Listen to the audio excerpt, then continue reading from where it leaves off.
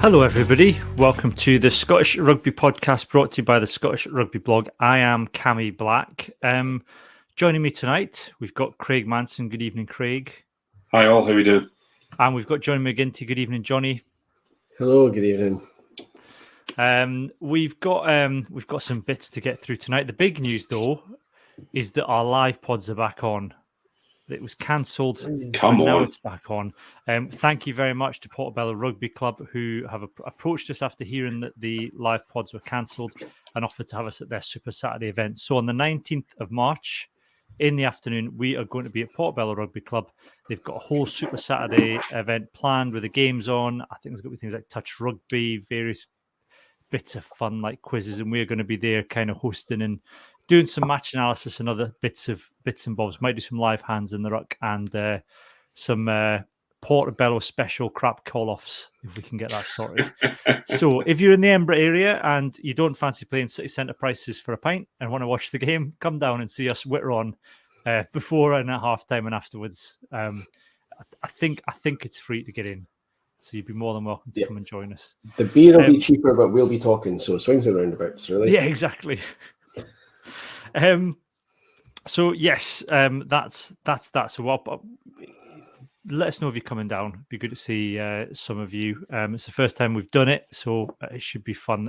I think we've got Craig and Johnny. You're both there. We've got John Anderson and Ian here going to be joining us as well. So it'll be five of us. And my mum's going to be there. Big fan, podcast biggest fan. Absolutely, yeah. Regularly mentioned on the Patreon feed. So shall we start with a bit of news tonight? Go for it. Craig's got his black shirt on for a reason. You might as well let him do it. It's a dark blue shirt, thank you very much. Do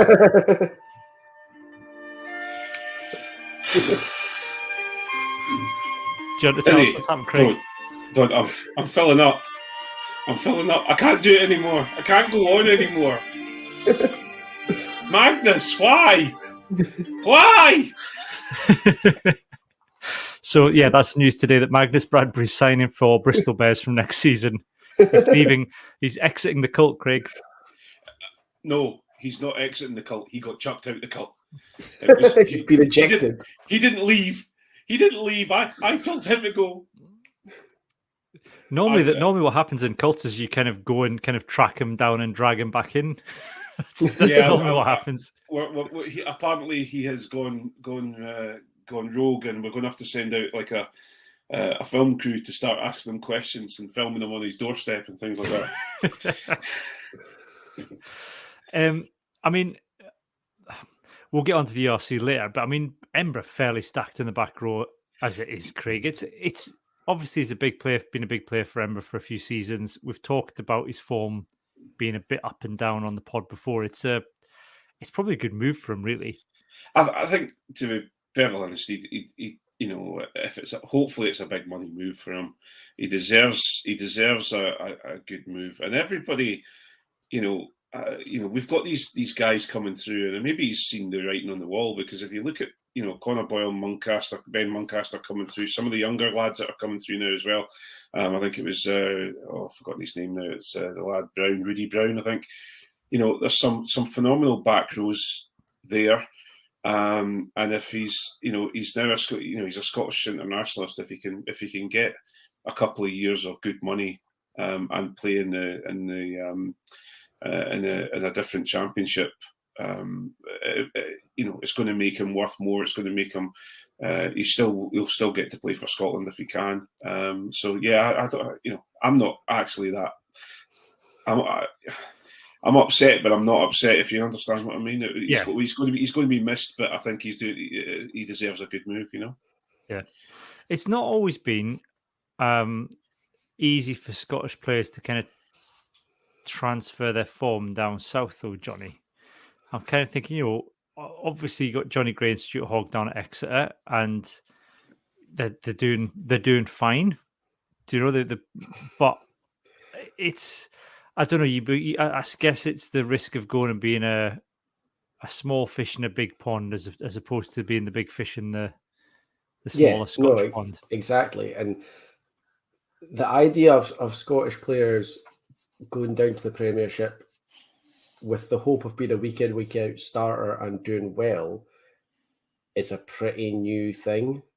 Like, for every Sean Lamont 10 or 15 years ago, there's 20 other players that would go down and play once every 6 weeks and come on as a subby. And I mean, that's kind of a little bit of what's happening to Hugh Jones now as well. But in the main, I think the Scottish players in the last few years that have gone to the Premiership, Johnny Gray, Stuart Hogg, Adam Hastings, have gone down, Doohan and Suz this year as well, to be a starter and a fixture in the team. I hope that that's going to happen for Magnus, but there's a lot of back rows at Bristol as well. They're not exactly shy either. Yeah, I guess that can be a good thing though, Craig. It kind of pushes you on. It's pretty brutal in the Premiership that if you one bad game and you're dropped, and if the guy ahead of you or two guys ahead of you are in form, then it's a hell of a job to fight your way back in. And maybe at Edinburgh and Glasgow, there's a bit more rotation there. And even if you have a bad game, you'll probably get a chance in a few weeks to kind of have another crack. Yeah, I think, but also there is quite a lot of rotation down in the Premiership because of the amount of games they have to play. So you do see a fair bit. You do get your chance. But also, if you look at the social media that surrounded the move today, Bristol's announcement, etc., I don't think Bristol. It's not like this. They've just announced one wee page saying we've signed Magnus Bradbury on a short-term loan deal just to get us through a tough patch. He's being announced as a star signing. So I think they're fully expecting to use him. Yeah. Go on, Craig. Also, the other thing was the rumor was that it was going to be Bill Mata that was going to Bristol. So obviously with Bill being injured, has this moved it on to Magnus, or was it Magnus originally that was going to be the guy, and it was the rumor mill got it slightly wrong? Yeah, it's interesting with Bill Mata because I get the impression, and certainly the last time he re-signed, is that he's just very happy in Edinburgh. And I think he's very aware of what can happen to Pacific Island players if they go elsewhere. I mean, you look at, we look at what happened to Uncle Big Nax when he went to Paris and then came back to Glasgow and then didn't go to Ulster. Yeah, it's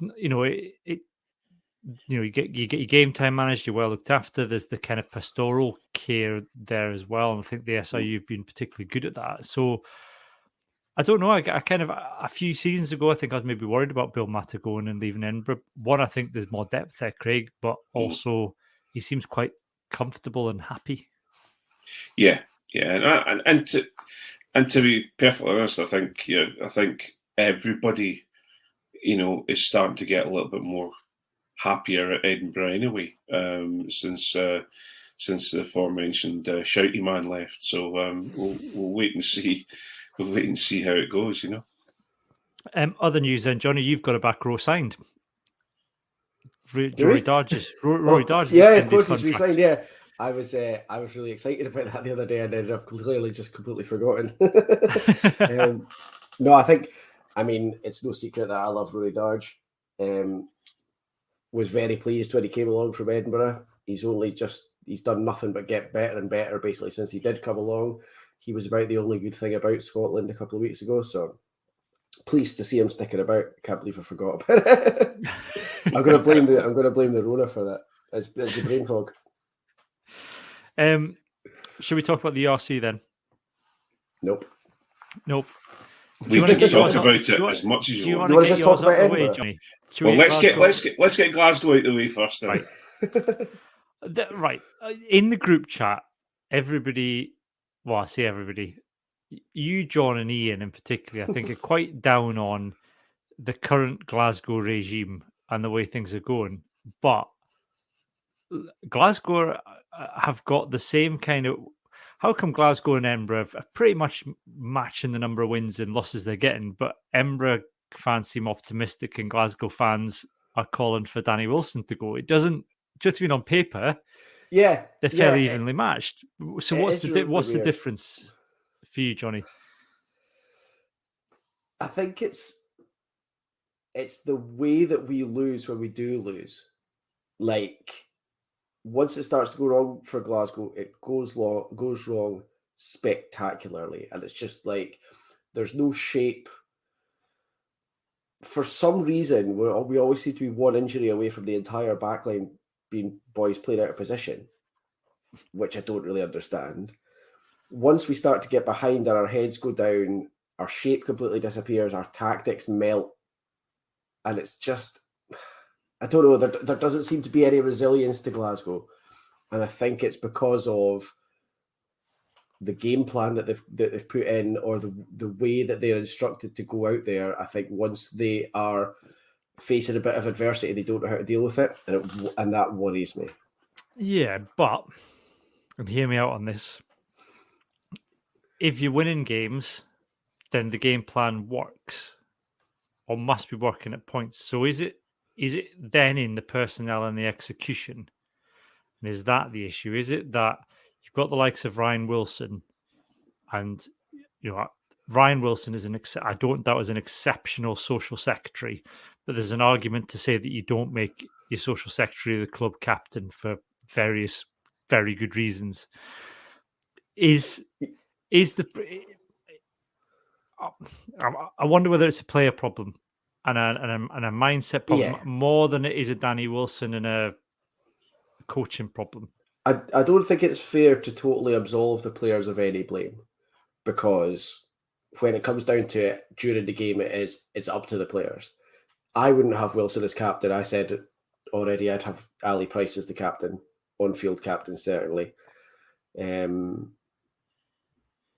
think that there is an element that the players are struggling, but I wonder how much of that is to do with, obviously with Edinburgh, with Mike Blair now, you get the impression that the players are able to kind of take ownership a bit of the game plan and seem to have an idea of what they're going to do and a bit of their own input. And I wonder how much that there is in Glasgow. Yeah. Danny Wilson doesn't ever seem like much of an authoritarian coach, but the Glasgow players, I think, are better than the way they're reacting when they start to go behind in games. And I wonder if it's because they think that they're not able to adjust on the fly, or not. They don't have not the tools, but they don't have the opportunity to adjust on the fly if they need to. Yeah. Craig, what's your take on Glasgow? Because is it just kind of like typical Glasgow pessimism?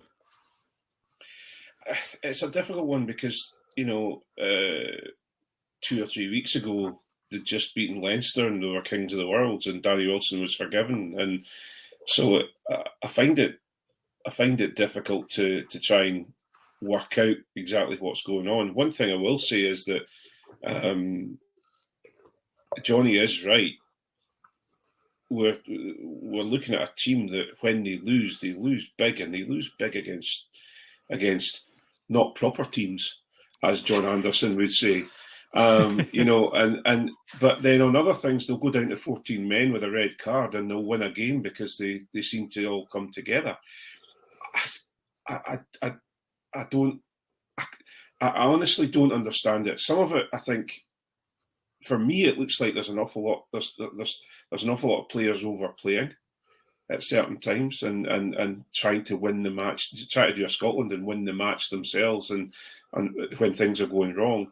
But then Glasgow were very, very unlucky at the weekend. Nothing went right for them.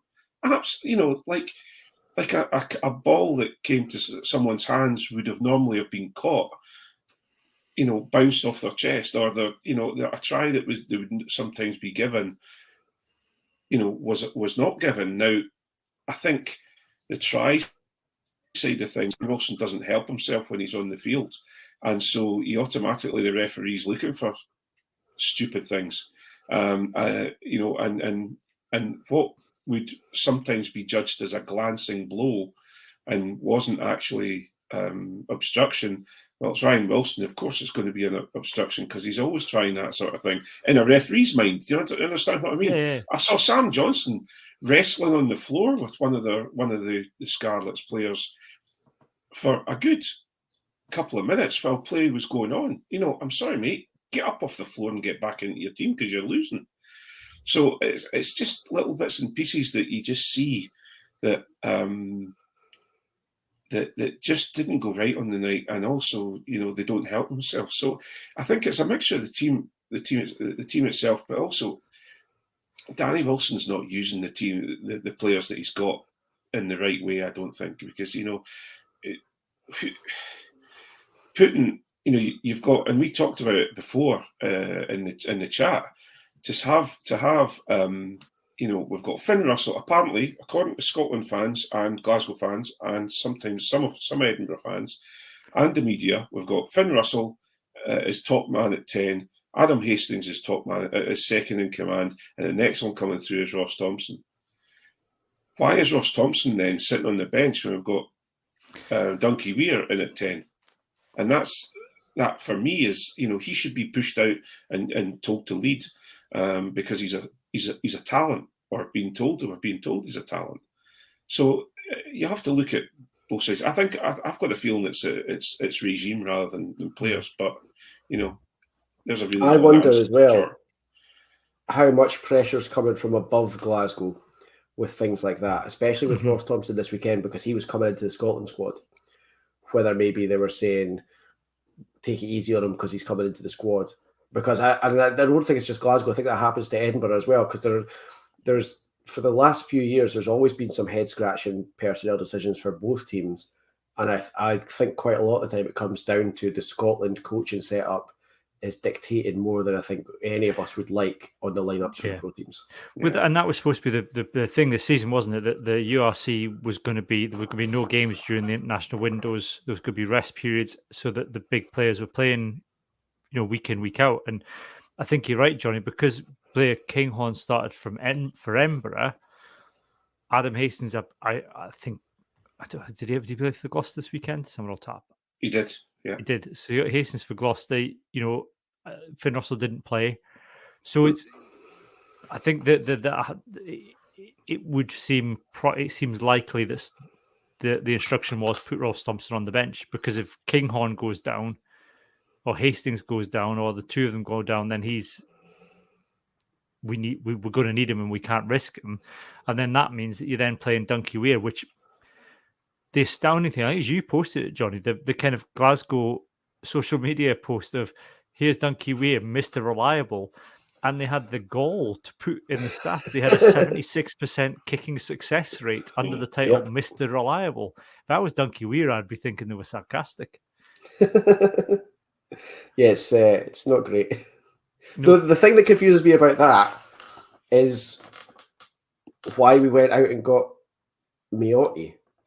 Because couple of games he's played, he's been really, really good, and he's not anything to do with the Scotland setup. There's no Argentina games just now. There's no reason for him to be mucking about carrying water on the sidelines. He should be in the squad.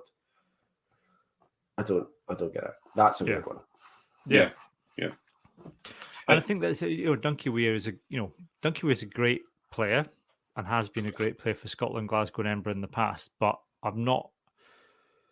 I think Glasgow and Edinburgh want to play a certain way, and then not too dissimilar ways, because it's this idea of having kind of top-down approach to Scottish rugby. There's a Scottish way of playing, and the clubs are supposed to play it, and the pro teams are supposed to play it. But Dunky Weir occasionally has flashes of being able to play it, but he can't play it consistently across 60 or 70 minutes.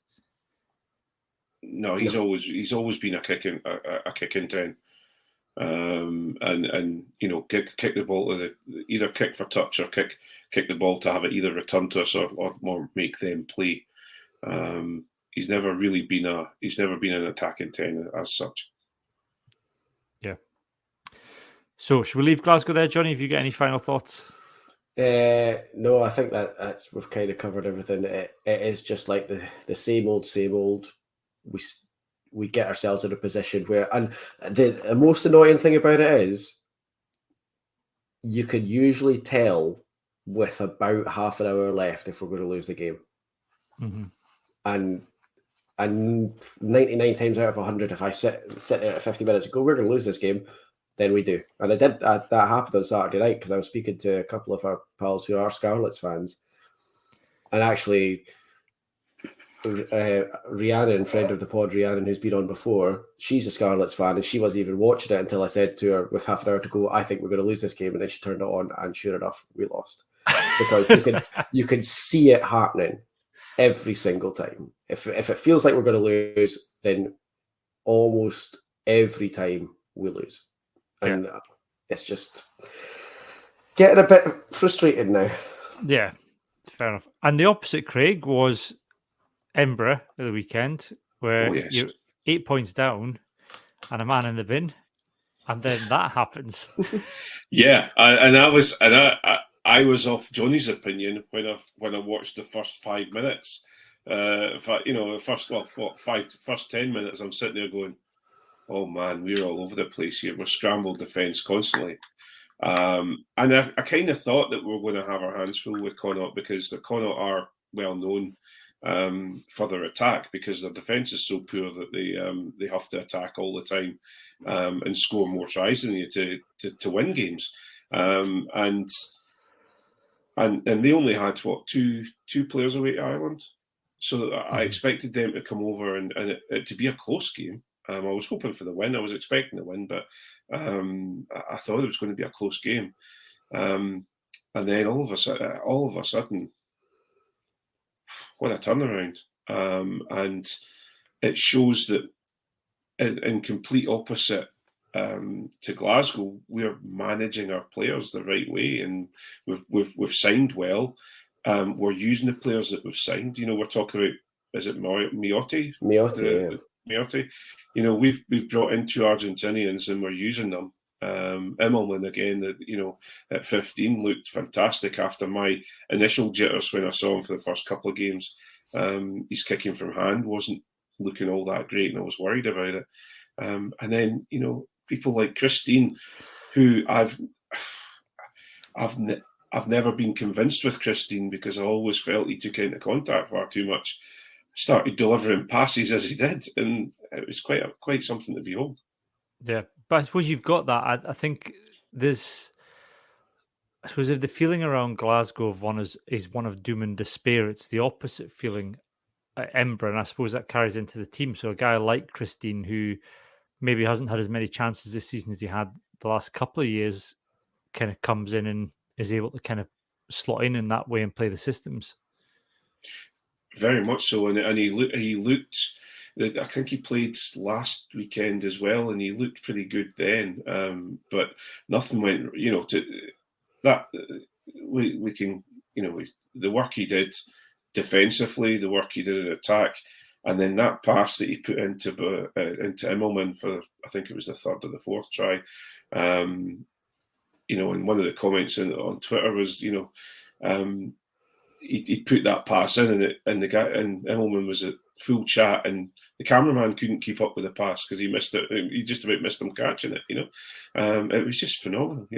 So yeah, a very very strong performance. But again, whatever as I've said before, for us, for Edinburgh, it comes from a strong set piece, and our forward play is very very good, and it gives us the ability to gives the backs the ability to use the ball as they want, Yeah.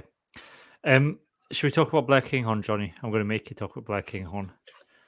No, that's fine. I didn't see the game live because I was out at the shops, but every Edinburgh fan I know was gleefully updating me on how well Blair Kinghorn was playing, because that's apparently my life now. But I did go back and watch the highlights, and he was really really good. He's developed a lot at 10 this season. Since he's been given an extended chance to do it, he's put in some really, really good performances. And, at the end of the day, that can only be good for everyone, to be honest. That's what we want, a bit more competition for Scotland, more consistency for the 2 pro teams. I don't know what you want. He was good. Yeah. Well, that's it. He was good. And I think it's after the France game, Craig, I kind of feel like he maybe needed that. Kind of, he's had a bit of a rough Six Nations so far, in that he's not that you pay attention to what we're saying on the podcast, but we kind of, I suppose, have captured the mood elsewhere of what's the point of him being on the bench, and that, again, that's no reflection of him. And against France, maybe Scotland lost the shape a little bit. I'm not sure that's entirely down to Blair Kinghorn, but like getting that chance to play a prolonged game of rugby at 10 against a difficult team. And like I said, some of the passing has been something that he's been pulled up on before, but his passes are, you can see him develop every game, and there's obviously something there the coaches see that other people don't, because Mike Blair is describing as potentially world class now. Yeah, Mike Blair, Gregor Townsend, the new attacking coach who I've forgotten his name. A person I trust immensely when it comes to that, Pete Horn, are all telling us that he's that wherever he's put, he'll try 100%. He'll work as hard as he can. He's a professional athlete, and for me, what I don't want is for anyone else to start putting the oar in and moving him anywhere else now. Either let him play 15 or play 10. And that's it. I don't want to, I was laughing at Alan McDonald saying, hashtag Kinghorn for 12.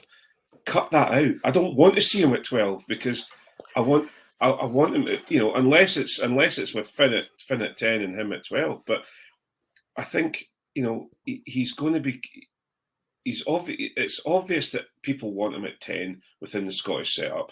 They wouldn't have taken a chance on him or an experiment with him in the Six Nations that we could have won, or we had the opportunity to win. This is a calculated position to put him in, and so and I would like to say, and if everybody who's been listening, I wasn't one of those people who was saying that he shouldn't be on the bench. And he shouldn't, what is he doing here? And oh my God, this doom and gloom.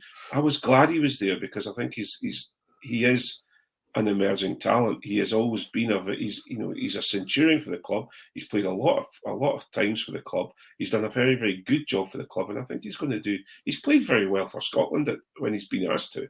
He's made a couple of mistakes, but who else? Our world class 15 and 10 have been making plenty of mistakes too. Is the problem though not that for a long time the attraction with Blair Kinghorn was that he was really versatile? Like that was the thing. That's what everybody loved about Blair Kinghorn for the first couple of years, is that he was a great 15, he was a great winger. They've moved into 10 now. He's becoming a great 10. Like for a while, the whole attraction was that he was versatile enough to play any of those positions. So I think it makes sense to stick him either at 15 or at 10, but then you lose a lot of what attracted the coaches to him in the first place, because they wanted the fact that he could play a lot of positions. There's talk, there seems to be talk with Mike Blair and Gregor Townsend that he can slot in at 13 as well now. Mm. And I don't know, obviously there's a massive difference between playing 15 and 10.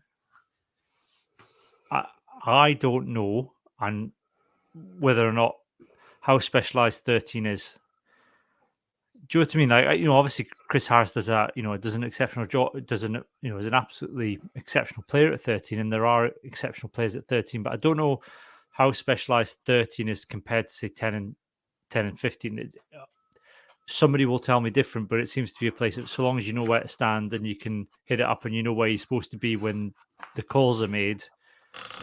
Defensively, there's a lot more to 13 nowadays. Yeah. So you have to be able to run a defensive line from 13. I think that's the bit that takes the most to go up from being a good 13 to being a great 13. The most work comes not in developing what you can do, but your ability to run the defensive line around you. And I think that would worry me about him just getting shoved there. But that's a transferable skill, though, because if he's a 10 and he's doing that, he would be doing that at 10. It's a different place in the line, but if the skill is then that you can communicate with others outside them, then I don't think 13's too much of a shift from 10. I mean, he's not like scrum. They're asking to play scrum half. Yeah, I think the versatility thing doesn't worry me so much, because I think more and more nowadays, more and more players are versatile now and can slot in 2, if not 3 positions. I don't understand why him and Hastings haven't both been on the bench, to be perfectly honest. That would be my choice, because then that gives you not only covering all the positions, but it gives you the option of different game plans, because you've got two different options at 10 to bring on. But then it goes back to all the conversations that are being had, is that they are training up to be a 10. He's a 10 now. Mm-hmm. He can play at fullback, and he can slot in at 12 and 13 or on the wing if needed. So again, if we're at a 6-2 split on the bench, then he's a perfect person to have on the bench. But for example, this weekend, I'd like to see him starting at 10, because I think this is the opportunity for you to then say, right, we're selling this guy as a 10. We're telling everyone that he's a 10. Finn's not having the greatest time at the moment. Right, let's play 10. See, my only problem with that, and it's not because I don't want Kinghorn to play 10, but who plays 15? Because this is my problem with Kinghorn being in the squad where other people weren't the whole way through, is that he was our only option as a backup 10 for the first 3 weeks of the Six Nations, and he was also our only option as a backup 15. So what's happened now is that Finn and Hoggy have got fairly complacent, because there isn't competition. Well, there is competition for both their positions, but it's from the same person. So they know that actually they're fine. That's why I'm so happy to see Ross Thompson and Adam Hastings. Yeah, but you're not going to see for all of them. Scotland captain not starting next weekend at 15. One option would be, and I think you're right, Craig, and it's whether or not, again, we've talked about this before, whether or not Gregor Townsend has the cojones to pull something like this, is there's a situation in which everybody can win and you can not upset Finn, in that you take him as your water carrier and you drop him out the squad altogether and say it's a chance for others to get game time. Look, it's only Italy in inverted commas, because I think the depth we've got are good enough to drop Finn to be in a water carrier and pass some messages on the field. You start Kinghorn, you put Hastings on the bench, and Hastings can then do the Kinghorn thing if he covers 10 and 15. I take Craig's point about him being the captain. I just think that the person who most needs shaking around and completely dropped, yeah, I agree. Hoggy. Oh yeah, I'd keep Finn and drop Hoggy personally. Yep. But then I agree. Kinghorn at 15. Yeah, I totally agree with you there. But I don't think it's going to happen. No. And watch this, tomorrow I'm going to be absolutely yeah. I was going to say, let's not get too deep into squad selections for tomorrow, because by the time most people listen to this, it'll be completely, they'll be like going, I can't believe they said that, they drop Hoggy. Christ, he's playing prop. But it's the way it is, I suppose, it's just yeah. It'll be interesting, I want to kind of come back to Edinburgh though. Of course, please do. Because, Al McDonald makes the point, Craig, that it was impressive that an experienced Edinburgh side pulled it together and turned it around before halftime without coaching intervention. Mm. Now, obviously, there'll be coaching intervention and the messages get passed on the pitch, but I suppose, they're not having to go in the sheds and be given a talking to or shown video footage of where the gaps are. They were able to kind of problem solve on the hoof, which is, as Johnny said, something that Glasgow are currently struggling with. Yeah, and to be perfectly honest, they only went 8-3 down. It wasn't like it was, it wasn't like they were looking at, they'd let 3 tries in the first 20 minutes and they were kind of having to panic and change things around. They'd only they'd only gone ahead by a try. So it wasn't, I don't think it was that it was things didn't go to plan, yes, but I don't think they were out of control and they had to turn it around. I think things weren't things had they'd been startled by Connaught's jump out the gate and they started a bit slow. But then when they got back into, they got the forward pack working hard, creating quick ball, they started to play as they needed to play, and having the strike runners that they have in Boffelli, Immelman, Moyano, Blair Kinghorn again bursting through tackles, offloading the ball inside, etc. it was a very, very strong performance, and so I don't actually think it was too much to be panicked about. I think it was just it wasn't a great start. Yeah. In terms of depth, Johnny, I'm interested in your take on this, because Edinburgh seem to have a lot of depth right across the board at the minute. Is that the same at Glasgow? Or is it that players are not being played where they need to be played, or is there maybe a lack of depth in certain positions? Second row is a bit thin for Glasgow. Other than that, I think we've got just as good depth as Edinburgh do. We're just not always using it properly. We've spoken about Miotti already. We've got Josh Mackay, who can play 10, who was playing on the wing on Saturday afternoon. We've got Fafita that's not really getting used. We've got Seb Cancellieri's not really getting used. That's as well as Rufus McLean, obviously, Kyle Stain. We've got really good centres. We've got Cole Forbes as well. I mean, Glasgow are absolutely falling over backs in almost every position. Loads of really good back rows, a couple of pretty decent front rows, and just for some reason, they just don't seem to be getting used right at the right time. You got Simon Bergen, world's fittest prop. Yeah, absolutely. And some really good front rows. Yeah. I think if you look at though, I think, and Mike Blair said it all on the weekend. That team that have played on Friday night, have already played 3 games together as a group of youngsters, and he's put his faith in them, and he's just said, right, you need to step up. It's time to go. Let's go. And I think that is a slight difference because, for example, Tom Gordon was, he burst on the scene. Everybody said, wow, look at this guy. This guy's going to be phenomenal for Glasgow. And he did a very, very good job. Then disappeared for, I don't know how many games.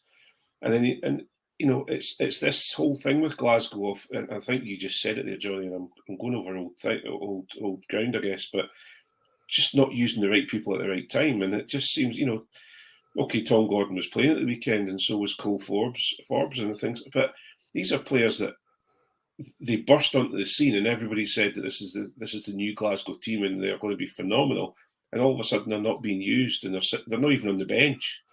Yeah, then that's one difference between Glasgow and Edinburgh is like you say, Edinburgh have got a really good core of young Edinburgh players, and Glasgow haven't got so much of that. Like we have got a bunch of really good names, like I just rattled off, but they've all come from different places, and they've all come this season. Whereas we've got Tom Gordon, we've got the props that are there, Ollie Smith, Jamie Dobie. There are a few that are young players that have come through with Glasgow or coming through together, but our team seems to be a lot more of bringing in different players from different places, and because they're not being used properly together, they're not getting the same chance to gel that the Edinburgh team are getting. And you've only got one Super 6 franchise, and that's not even in Glasgow. Yeah, exactly. We didn't get 3 Super 6 teams like Edinburgh did. There's many things to look at that, because that could be a factor.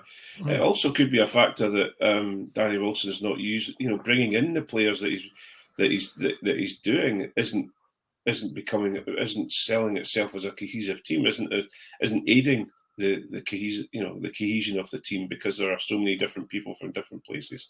Because if you look at Edinburgh, especially the forward pack, there's a lot of young lads there that are from Scotland who have come through Super 6, etc., and they're doing a very, very good job, So we'll wait and see. Yeah. Okay, we'll move off the URC. Shall we talk about? Should we talk about the weekend then and what's coming? I mean, we're not going to talk about player selection because, like I said, we're recording this on a Wednesday and the team's out tomorrow, so people will know within the next 24 hours who's playing. But I guess if you'd asked me 2 weeks ago, I would have said Italy will be treating Scotland like any other team now because of where they are in the pecking order However, I think after the last 2 games, I kind of feel that I've got a horrible nagging doubt of we are now suddenly the team that Italy are going to target for a win this year, Johnny. Yeah, it's pretty worrying because it feels like that was the thing for a really long time, and we thought that finally it wasn't going to be the case, and yet here we are.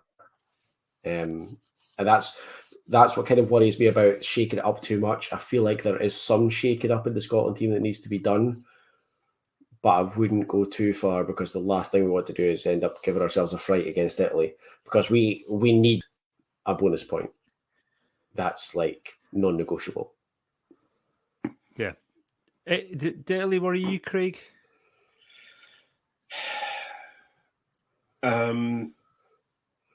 They see us as a wounded animal, so I think they're after us. But I honestly don't feel because the Scotland team themselves are needing to pull themselves together, and they're going to hopefully have a reaction as well. So I actually think we're going to put a decent win on over them at the weekend. So to answer your question, is that no, they don't worry me very much. Yeah. And I guess they've got lots of good young players, Johnny, but actually when you look at how they were playing, I mean, they played well for periods against England, but then you kind of remember this is a pretty poor England side by England standards. And, I'm not saying that England are rubbish.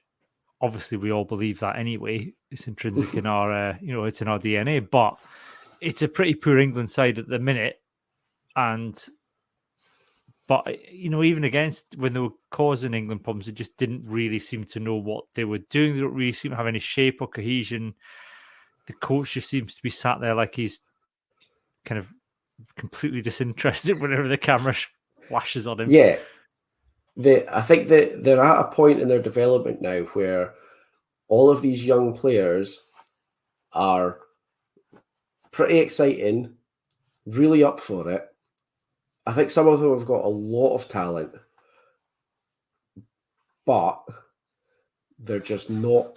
This is good. This is going to come back to bite me. They're just not quite there yet in terms of being the finished product. I think you're right that like when it gets to the important parts, when it gets to defending their own 22, or when it gets to finishing off an attacking move, they just don't quite have it yet.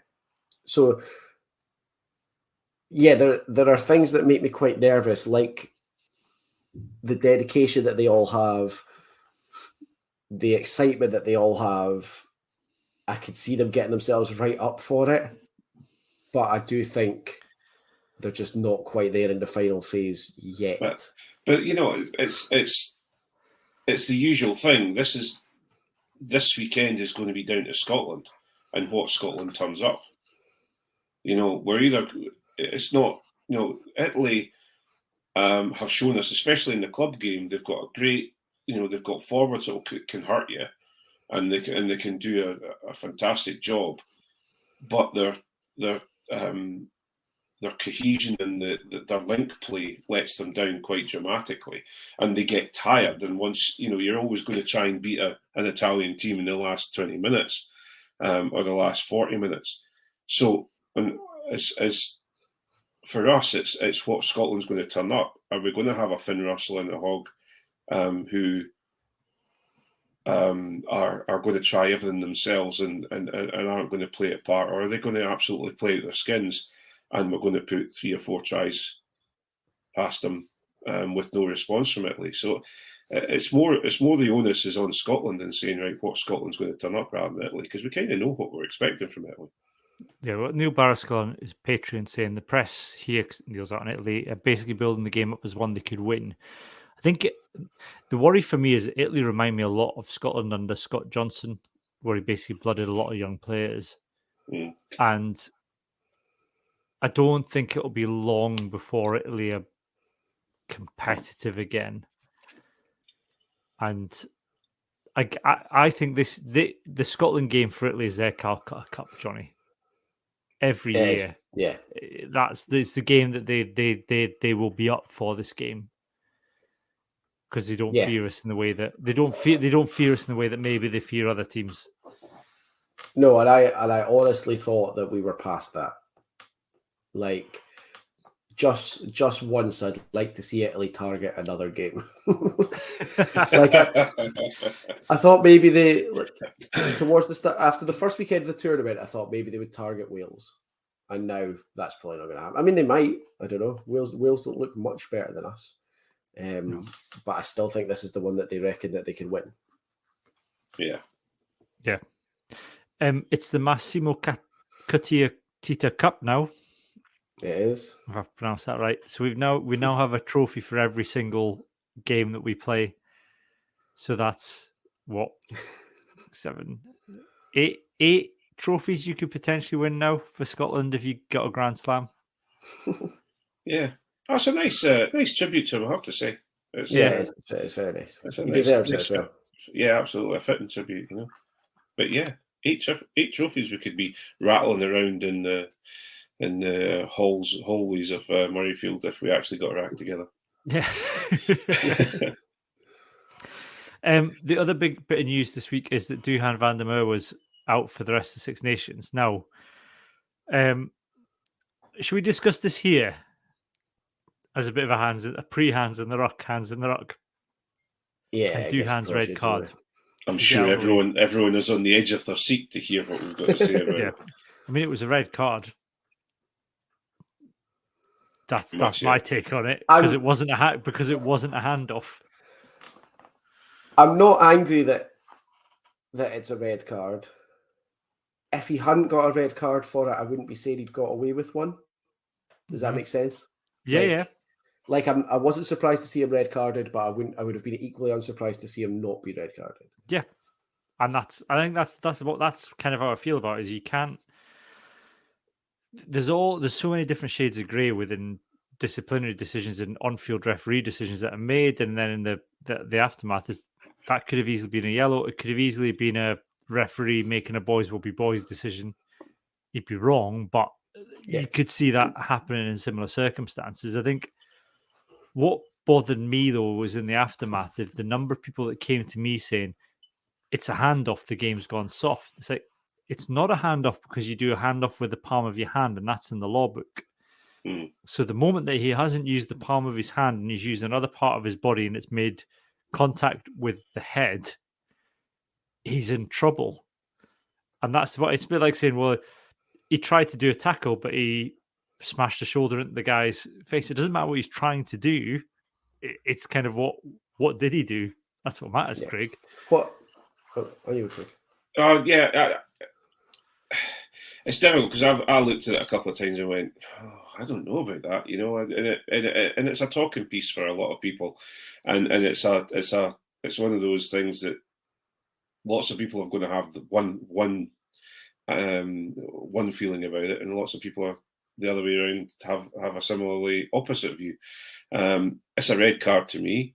I could see it getting downgraded to yellow if someone was a little bit more lackadaisical is the wrong word, but a little bit more relaxed about the laws and maybe said, look, it was he's obviously gone for a handoff and he's made a mistake, so you could probably bring mitigation in that, but I don't think there's any wiggle room in mitigation for that. Because they don't say, he was actually going for it. Well, they do. They say he was bending his knees and he was going in for a tackle, and unfortunately his shoulder has hit the guy in the head. So they do give slight mitigation on those sort of things, but it's a difficult one. I find it very difficult to be on one side. Yeah, I think the problem is that, and we've got a comment on Twitch. Someone said it probably should have been a red, but the 3 weeks is harsh. I think that's my exact take, to be honest. But the problem is, and I think all players now must be aware of this. If you go into an appeal and you say, I accept what I did was wrong, but the moment you say but and then add some kind of mitigation or defense yourself, then I think, from memory, I think that all kind of mitigation and taking account of good character goes out the window because they're like going, okay, we're going to try you on your defense.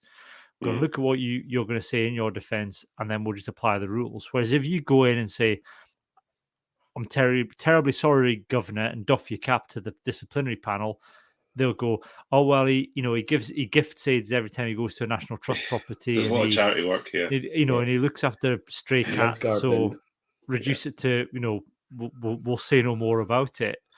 But the moment you say but, Johnny, it seems to be that but then gets you into trouble, because the moment you try and kind of almost defend yourself, I think the rules are that they can't then take account of mitigation.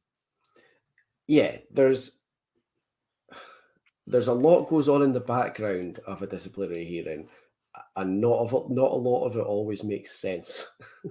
But that's one that has always confused me, because I don't understand why everybody involved couldn't have just looked at that and gone, okay, yeah, no, that's definitely a red card. But like the boy from Bristol who got a 4-week ban for using his shoulder on somebody's head, got it reduced to 3 weeks because he did the tackle course, did the tackle course last week, came back this week, hit somebody in the face with his shoulder again, got sent off for it, and he got 4 weeks, and Duhan gets 3 weeks. Like, how does that make sense? I think the reason is, and it's a problem that World Rugby has, is that the disciplinary process is run by barristers and judges. So if you, in England certainly, if you judicially review someone, if it's done on the papers, so that's the initial kind of like, I'm going to have a crack at this, here's the papers, what do you think?